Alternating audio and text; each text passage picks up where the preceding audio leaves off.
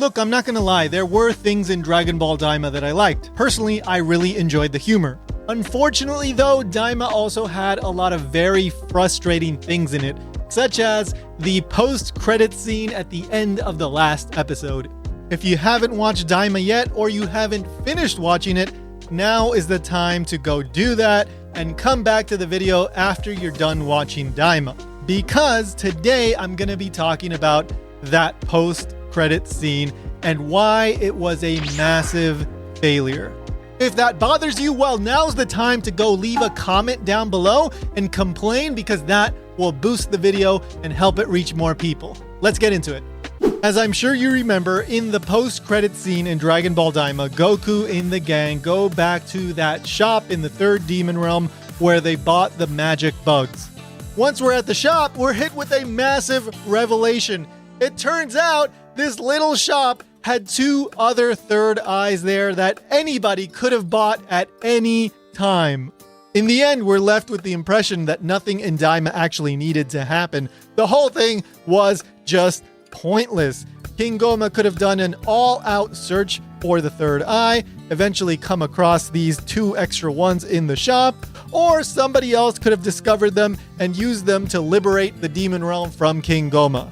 Now, I know the post-credit scenes and these two third eyes in the shop, it's a big joke, and admittedly, I found it funny at first, but the more that I thought about it, the more I realized it's not a good ending. I know some of you are probably saying, oh, but this is an anticlimactic ending. This is a very Toriyama ending. And yes, it is. In fact, one of the most famous and beloved endings in all of Dragon Ball is an anticlimactic joke ending. And that is the ending of the Pilaf Saga.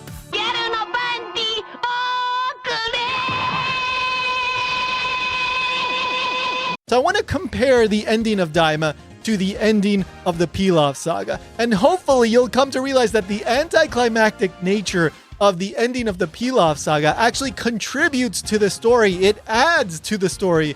Whereas the anticlimactic ending of DAIMA, not so much, or at least it doesn't do it in a good way. Let's begin by taking a quick look at the Pilaf Saga. Now, I've done 2 videos about the topic of the Pilaf Saga and its ending and its meaning. So if you want to go check those out, do that after this video. Here, I'm going to try to keep it short and simple. In the Pilaf Saga, there's 3 main characters that want the Dragon Balls for their own selfish reasons. Bulma wants a boyfriend, Yamcha wants to be able to interact with girls, and Pilaf wants to take over the world.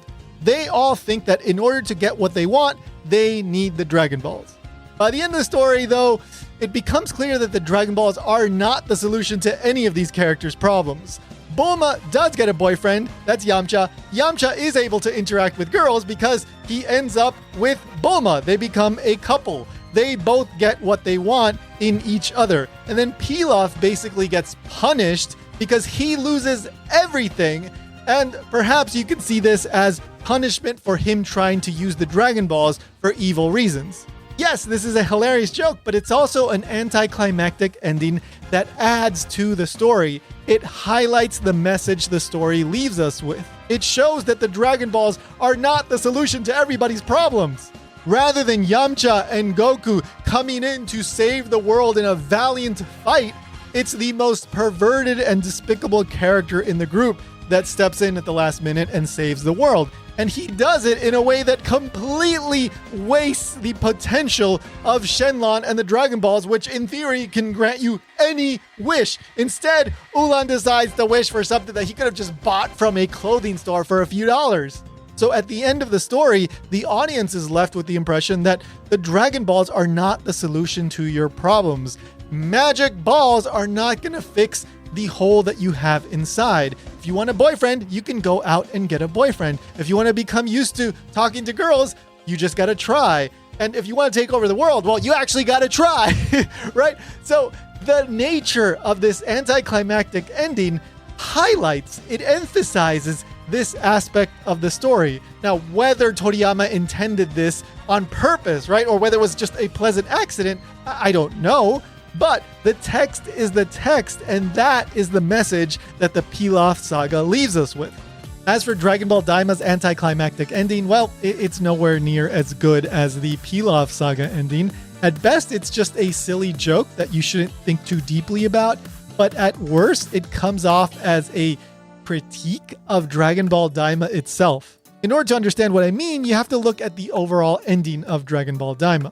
So King Goma is this character that, well, we're told he's very strong, he's a powerful magic user, but we're never actually shown that. It's only after he gets the third eye and he basically becomes invincible that we actually see him do something, but we don't know how strong he actually was before he had the third eye. After he gets it, not even adult Super Saiyan 4 Goku can take him down. And Super Saiyan 4 is also kind of an unearned transformation, but let's not get into that. Ultimately, it's Ku, a weak character that defeats King Goma. He dislodges the third eye, and that is what ends the battle. After that, Glorio steps on the third eye, destroying it with basically no effort. So what's the message here? The message that I get from all of this is that unearned power is not true power. You will ultimately lose if your power is not earned. And then the post-credit scene seems to emphasize all of this because, well, if anybody can just go buy a third eye and achieve invincibility, then what's the point of anything?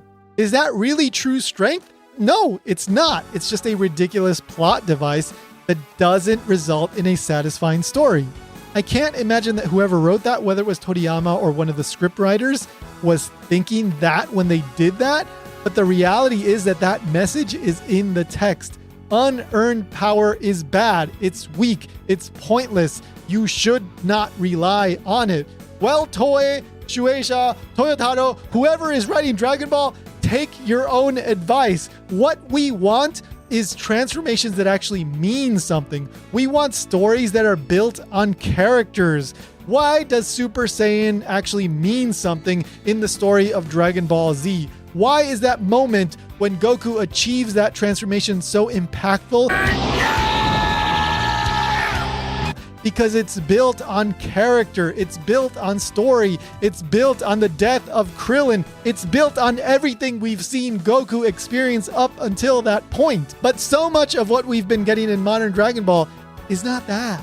It's fun, and if you turn off your brain and watch it, I guess it's okay. But I fell in love with Dragon Ball because of the characters and the story moments, and because things actually mean something.